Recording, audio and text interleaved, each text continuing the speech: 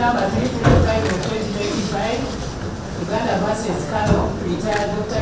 Besigye, Besigye, and Captain Elisola.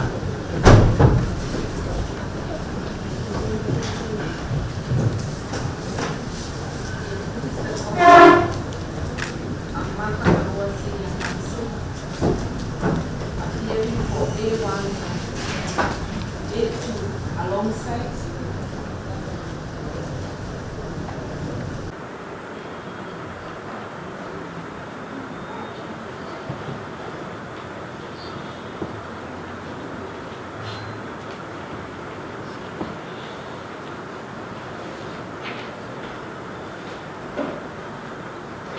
Since this matter was fixed for a ruling today, Judicial sham. Sure. We are tired. Sure. It's a judicial sham. It's a no. This is a sham. Let me speak. It's a judicial sham. No, I will hit you. It's a judicial sham. It's a judicial sham. We are tired. We are tired. We are tired. Where is justice? Where is justice? Let me talk to him. Where is the justice? Where is the justice?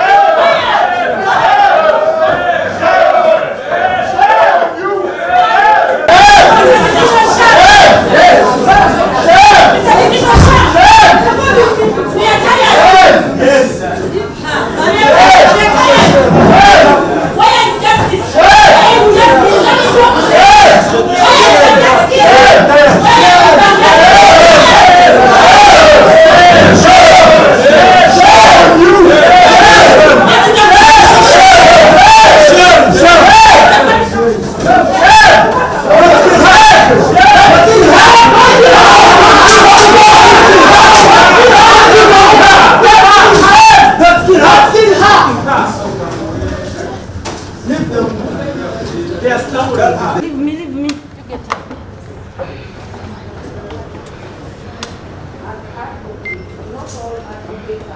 Every time you wasted our time for one whole year. One whole year to journal so much script. Is this a theater? Is this a theater? Is this a theater? Get your script and take it to the theater. This is not a theater. I'll speak.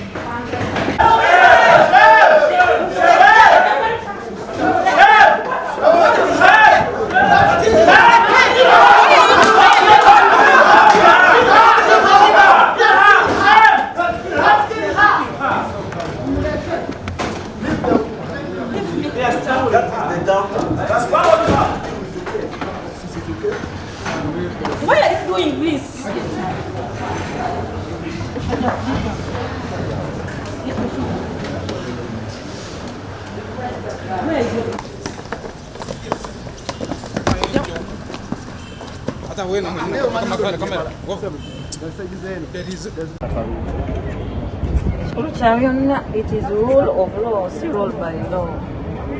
Which I'm going to chambers. And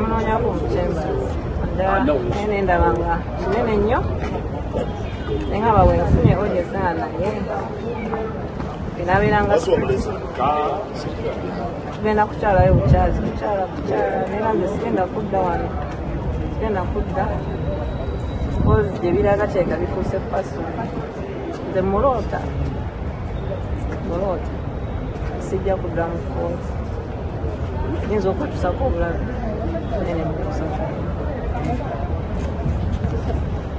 Ogambye omulotera mu mbeera ki? Gwe njogerako sikyaguyita musango, guyita baguma musango. Gwe ndowooza.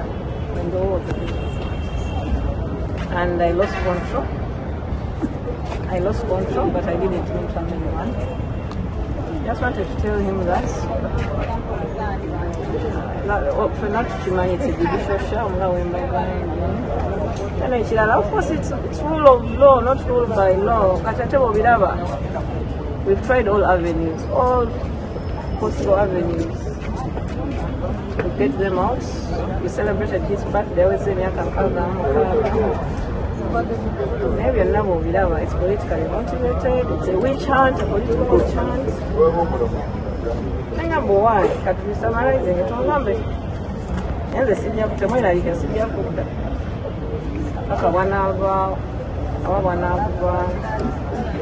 that's it.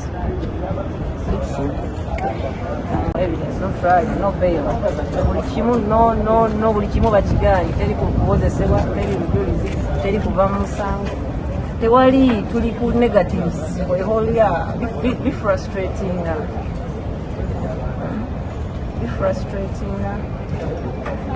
Be frustrating like we are no buli kimu kiri no togenda kukozesa tewali bail tewali bikalo buli kimu bitama neera ndisigenda kuta Ajja bakututeba era bakutute mu mbeera ki? Badde sitegeera mazima. I lost it. But okay, ntegeddemu wano awo ansituka nesite mpaka kusipye naye sijja kudda because it's more personal than just a case now. It's not a trial. I feel like it's a personal thing between me and the judge Baguma. Yeah, so to control things okudira sijja kudda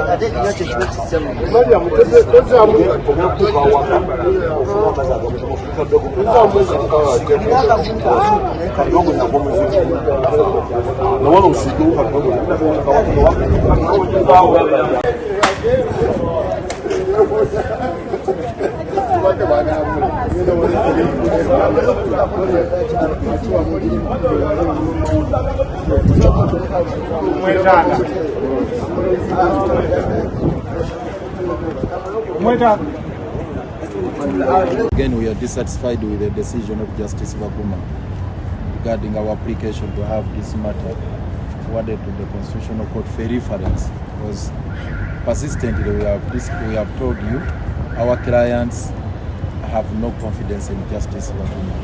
We have persistently told you this, and we don't know why he's insisting on proceed.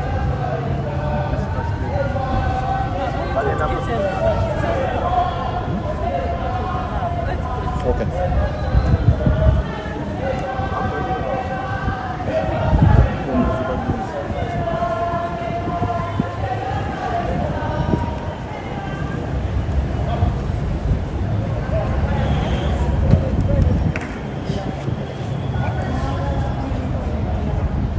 Done? several times we have appeared before him. We have filed several applications. Unfortunately, we have never succeeded even on a single application. Not one has been granted in our favor.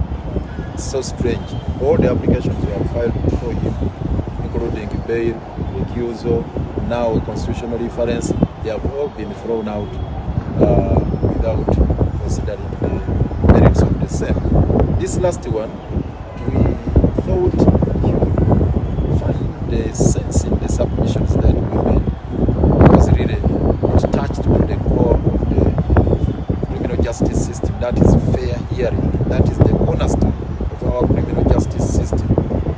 That the accused persons who are the applicant, Dr. Besigye have no confidence in his report. They have no trust that he will dispense justice. And that is the thrust of Article 28 of the Constitution.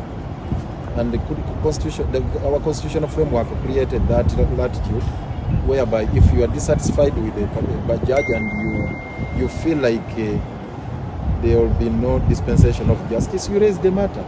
And if you are not satisfied, you seek for a constitutional reference. Unfortunately, again, he has dismissed the application without any justifiable reason. So we are definitely going to challenge it. We have discussed with Dr. Besigye and we have instructions to challenge the decision made by Justice Waguma today, and we are going to take the necessary steps to pursue that matter elsewhere. I may not be at liberty to disclose the particulars of what we are going to do. All I have to tell you, that decision is going to be challenged at another level. So these are the instructions we have. Emirundi mingi tuzzeewa Justice Baguma nekisinza okutwewuunyisa tetuwangulangayo ka application nakamu. Tutaddeyo okusaba kwaffe ku nsonga nyingi. Bail applications nga bwe muziraba neya mandatory n'agoba. Recusal tuzze emirundi emingi nga tumugamba kuva mu musango guno ng'amateeka bwe gagamba n'alemeramu. Then katwatuuse ku point egamba nti kakati nno oba owulira nga ensonga zifaananye bwe zityo kati tugende mu kooti etaputa ssemateeka kubanga n'eryo ddembe ly'abaccused bano okusaba nti bwe balaba nga embeera teraga nti wajja kubeerawo obwenkanya mu kuwozesa obw'omusango gwabwe baddembe okugamba omulamuzi nti ffe tutidde ennyinga 28 ebawa obuyinza obwo eya ssemateeka nti tutidde olabika tojja kuwa bwenkanya. In fact si ba-accused persons bokka nebamemba ba public kasaba kiraba nti embeera ye mu kooti eraga nti wajja kubeerawo bwenkanya. Ate era nga kooti etaputa ssemateeka yateekawo omuwaatu ogwo nti singa omuntu aba tamatidde waddembe okusaba nti ensonga eno kale tugyongereyo mu kooti etaputa ssemateeka yebeera mula. Ekyo nakyo twakimusaba nakyakigaanya. Bakiransi baffe si bamativu n'ensonga eno benyamivu nnyo ku decisions Justice Baguma z'akola, era nga ssemateeka bw'alambika bw'obanga tomatidde n'omulamuzi asooka eno wansi olina eddembe eryeyongerayo wona.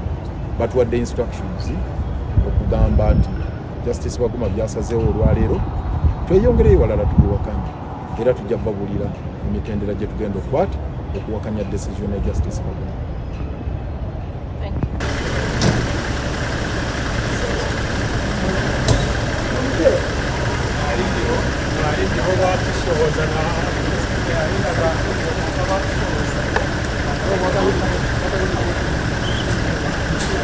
Thank you.